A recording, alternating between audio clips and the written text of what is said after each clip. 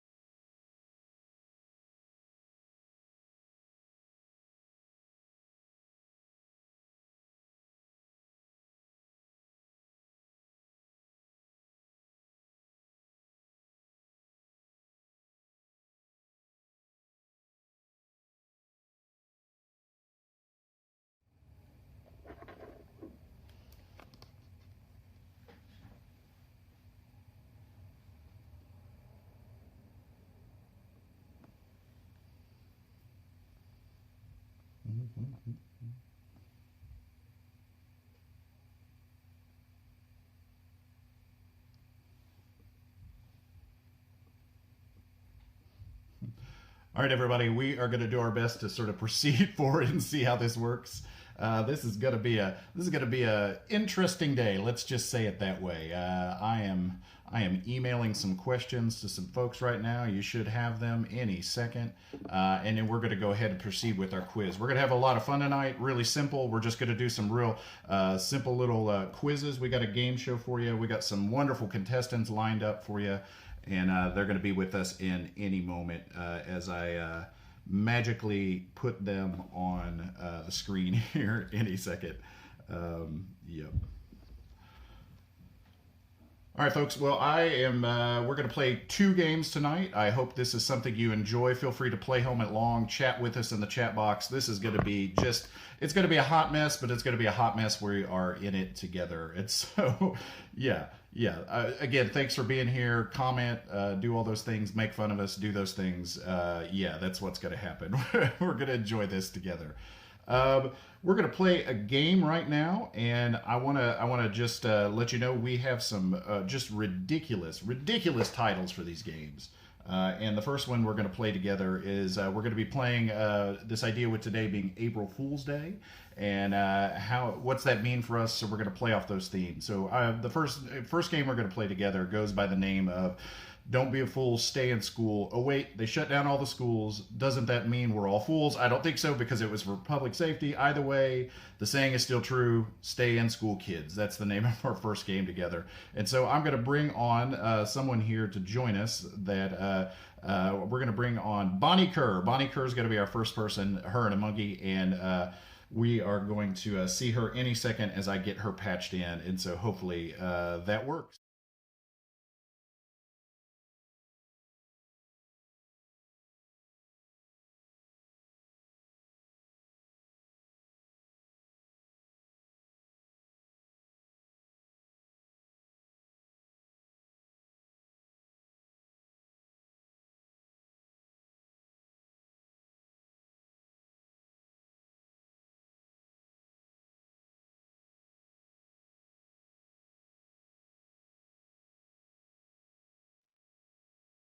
I'm here. We're on a delay.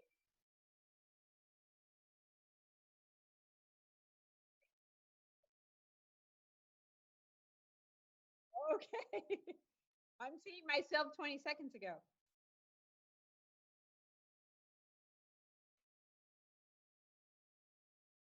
Okay.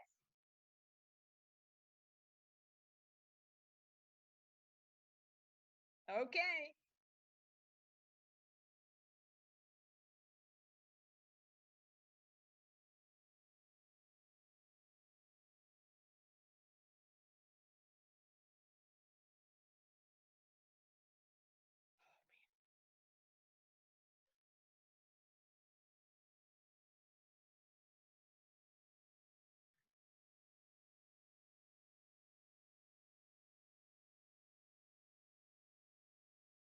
Oh yeah.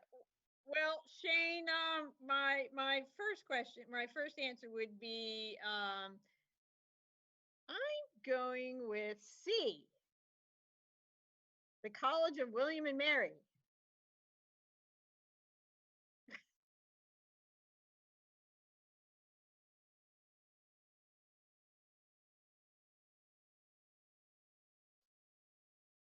Oh, thank you.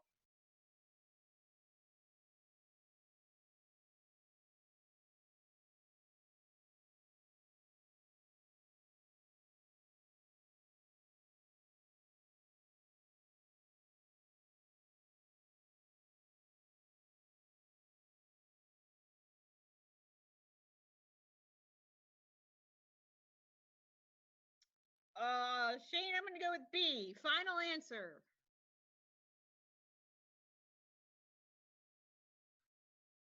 No. Woohoo! Forever. All right, Bonnie, are you ready for the next one?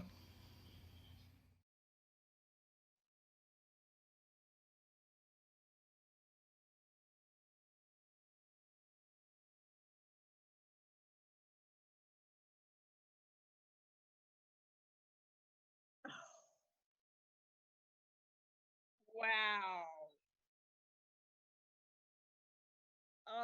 Sorry,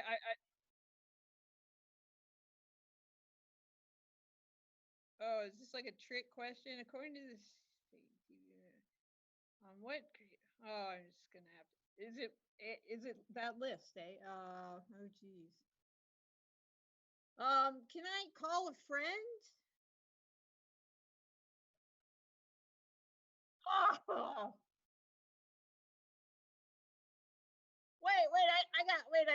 I got some people help me out. B and A. I'm, I'm gonna go with A. I'm not sure if that was the right question she was answering. Woo!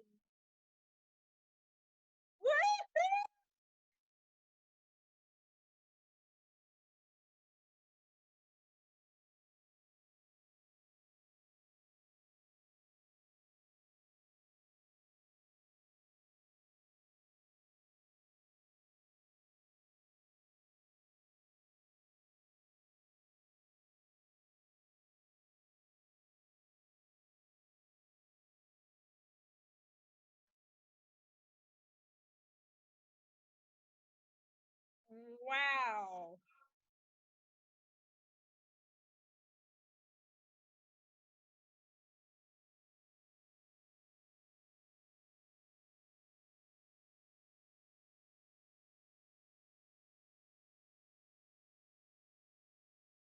Oh, good. Yes. Thank you, Deanne.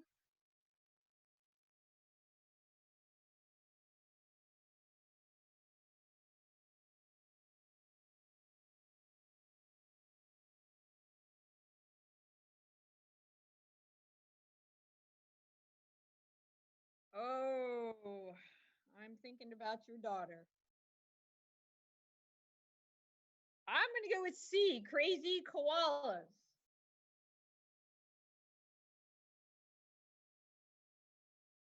Oh,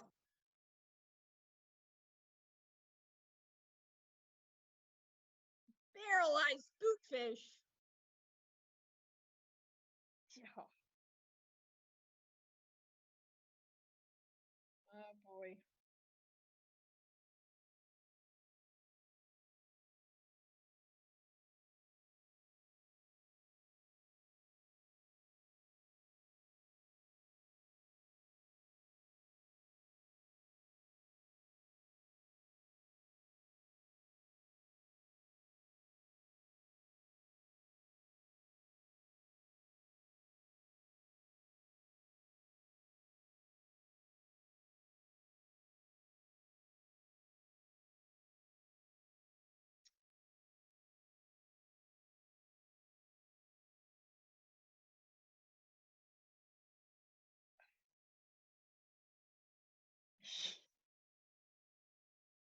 All right, Shane, I'm going with B, final answer.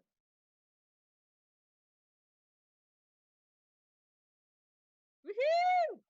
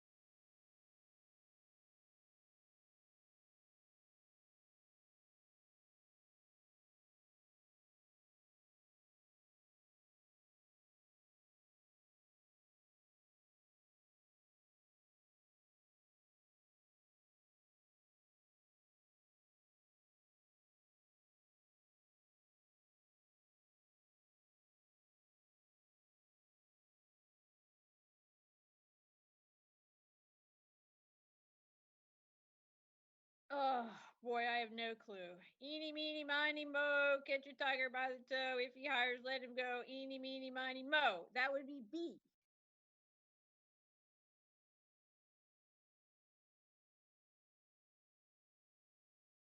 Oh,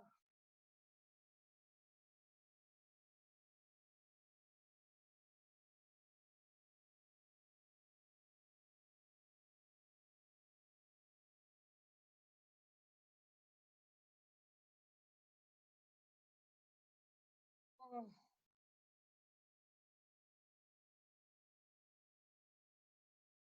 oh.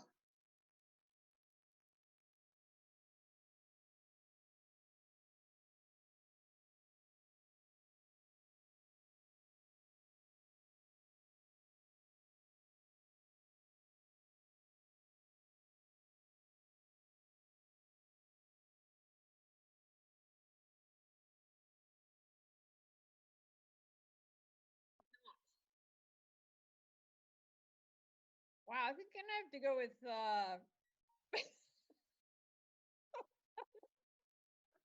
sorry. I'm gonna have to go with Calvin College because I don't think that's Presbyterian, is it?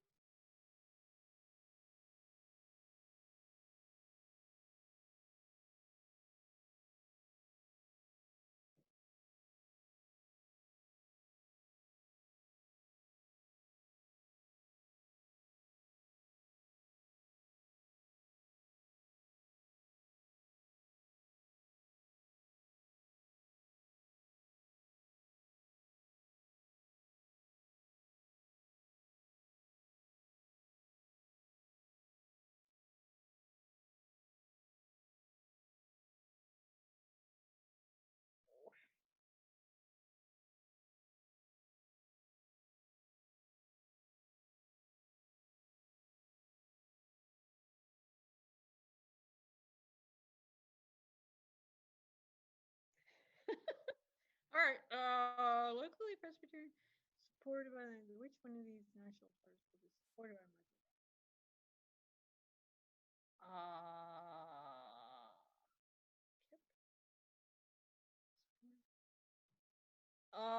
Geez, I'm gonna go with So like a lot of people. D. East.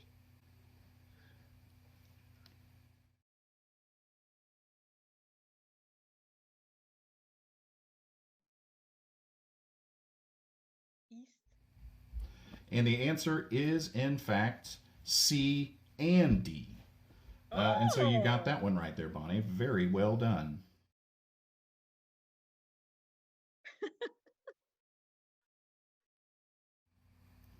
All right, finally, here is our last question. Are you ready, Bonnie? Yep. All right, y'all. Of the HPC staff's alma maters, which school has the best mascot? Is it me, Shane Smith, at Milligan College with Brutus the Buffalo?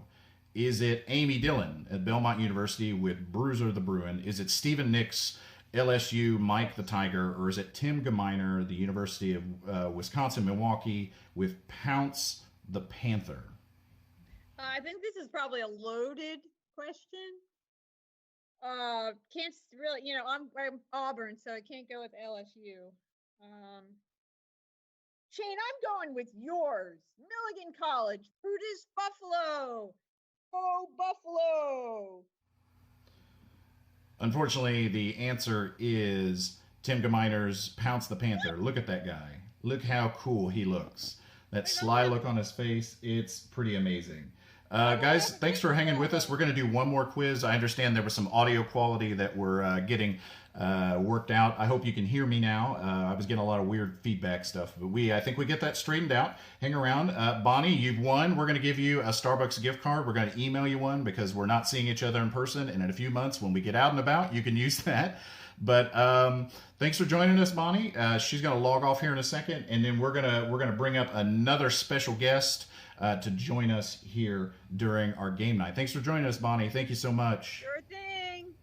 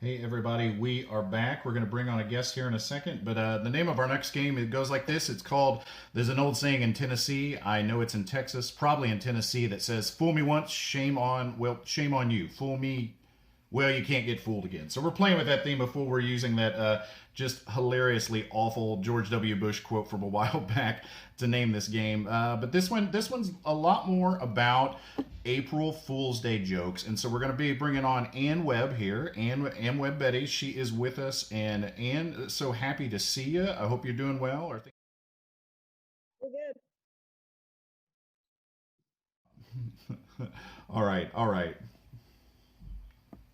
All right, here we go. Very first question.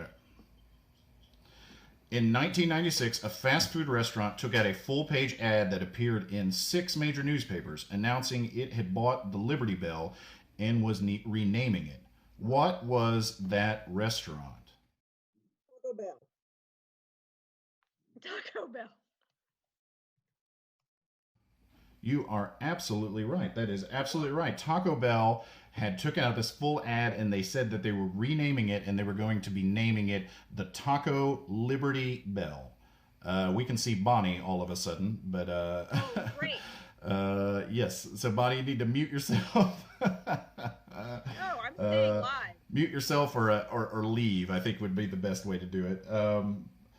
So here comes our next question. Here is our next question for you, Anne. I still see, Anne, you might want to say something so you pop up on Zoom. You can call me Thugly Betty.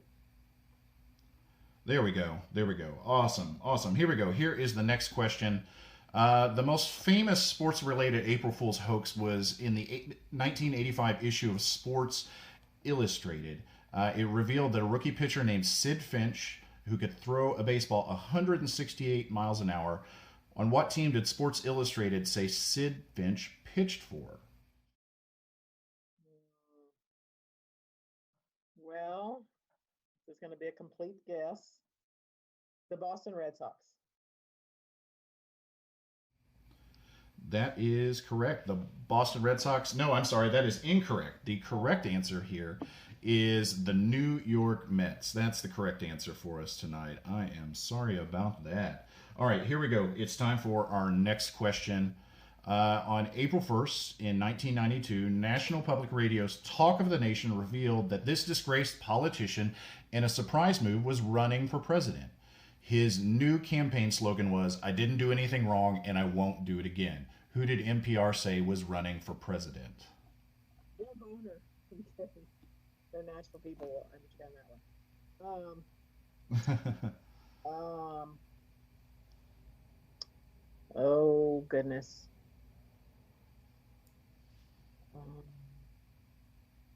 I have no idea, so I'll just say Bill Boner. The answer is NPR said in 1992 that Richard Nixon was going to be running again. Oh.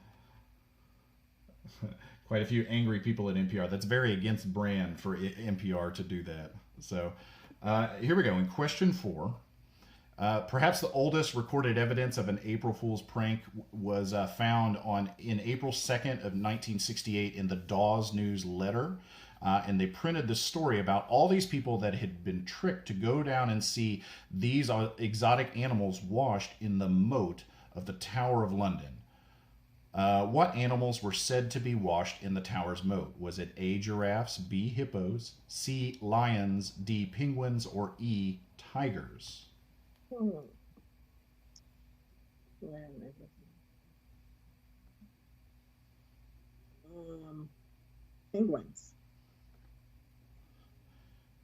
The answer is lions. Of course. Lions. There were posters. It's still a London tradition to this day for people to put up posters saying, "Come watch the lions being washed in the moat at the Tower of London." All right, here we go. Next one. In 1998, Burger King published a full-page advertisement in the USA Today announcing the introduction of a new item to their menu specifically designed for 32 million Americans. What was that Burger King product? Was it a Whopper for the colorblind? Was it a left-handed Whopper? Was it an all-bread Whopper for vegetarians? Or was it a diabetic Whopper promising no sugar added? Left-handed Whopper. The answer is a left-handed Whopper. Very well done. Very well done. All right, keep your scores at home. Those playing along, I hope you are doing well. All right, so here's the next one. In 2002, the British supermarket chain Tesco ran an ad in The Sun announcing the successful development of genetically modified vegetables. The ad explained that the vegetable had been specifically engineered to grow with tapered air holes in their side, that when fully cooked, these air holes would cause the vegetable to emit a 97 decibel signal indicating they should be removed from the stove. What was this vegetable that they said had air holes that made it whistle? Was it sweet potatoes, beets, radishes, carrots, or rutabaga? I'm going to guess carrots. The answer is carrots. Very well done. Very well done. Yeah, very well done. All right, here we go. Next question. In 2010, this one you're just going to have to guess. An online retailer, ThinkGeek, announced an exciting new product which it described as the new white meat, an excellent source of sparkles. From what mythical animal did this new white meat come? A unicorn. That is correct. ThinkGeek was advertising unicorn meat. And I don't think they ever actually fulfilled all those orders that people tried to order unicorn meat. All right, here we go. Yeah, I hope not either. All right, in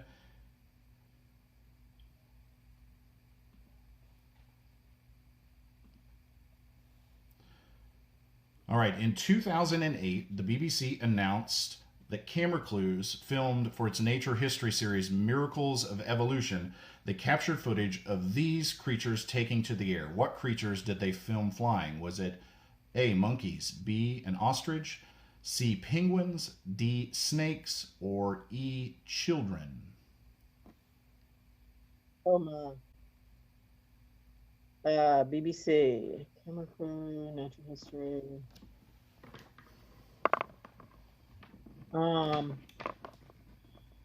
I'll do penguins again.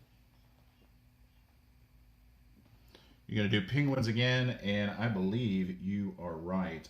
Let's check it out from the BBC.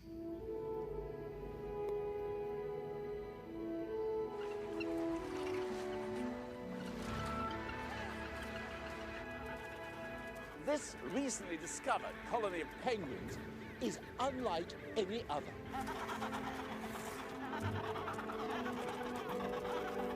They don't need to huddle together every winter for protection against the bitter cold, because these little fellas can do something no other penguins can.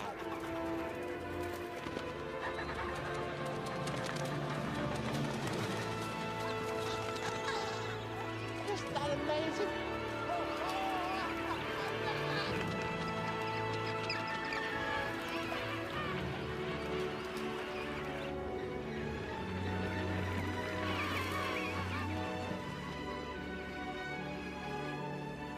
How do they use this incredible ability? Well, they fly thousands of miles to the rainforests of South America, where they spend the winter basking in the tropical sun. Well, the answer was penguins. Very well done. Very well done. All right, for our final question of the night, here it is. In 1957, the respected BBC news show Panorama announced that thanks to a very mild winter and the virtual elimination of a local weevil, Swiss farmers were enjoying a bumper crop of this growing from trees. This is probably the most well-known hoax of all time with April Fools. Is it A? Here, let me show you the actual possible answers here. Is it A, Emmental, which is better known as Swiss cheese? Is it raclette? Is it giant olives? Is it spaghetti? Or is it chickens? What do you think?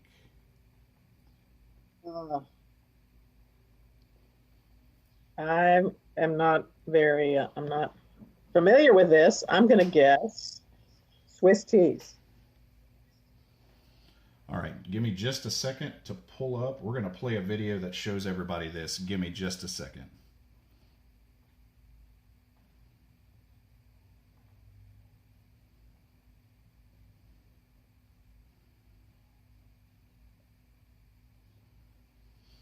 All right, everybody, get ready for this one.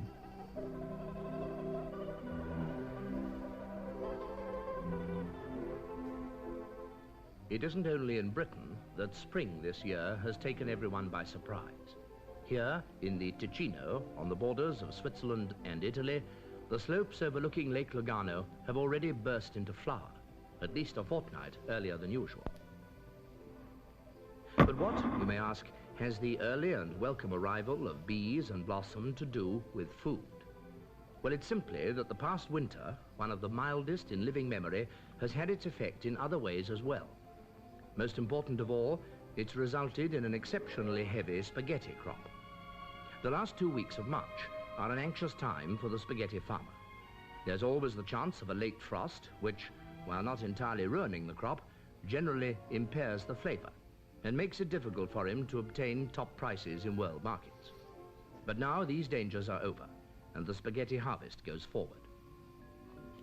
Spaghetti cultivation here in Switzerland is not, of course, carried out on anything like the tremendous scale of the Italian industry. Many of you, I'm sure, will have seen pictures of the vast spaghetti plantations in the Po Valley. For the Swiss, however, it tends to be more of a family affair. Another reason why this may be a bumper year lies in the virtual disappearance of the spaghetti weevil, the tiny creature whose depredations have caused much concern in the past. After picking, the spaghetti is laid out to dry in the warm alpine sun. Many people are often puzzled by the fact that spaghetti is produced at such uniform length, but this is the result of many years of patient endeavor by plant breeders who've succeeded in producing the perfect spaghetti. And now, the harvest is marked by a traditional meal. Toasts to the new crop are drunk in these poccolinos, and then the waiters enter bearing the ceremonial dish. And it is, of course, spaghetti, picked earlier in the day, dried in the sun, and so brought fresh from garden to table at the very peak of condition. For those who love this dish, there's nothing like real homegrown spaghetti.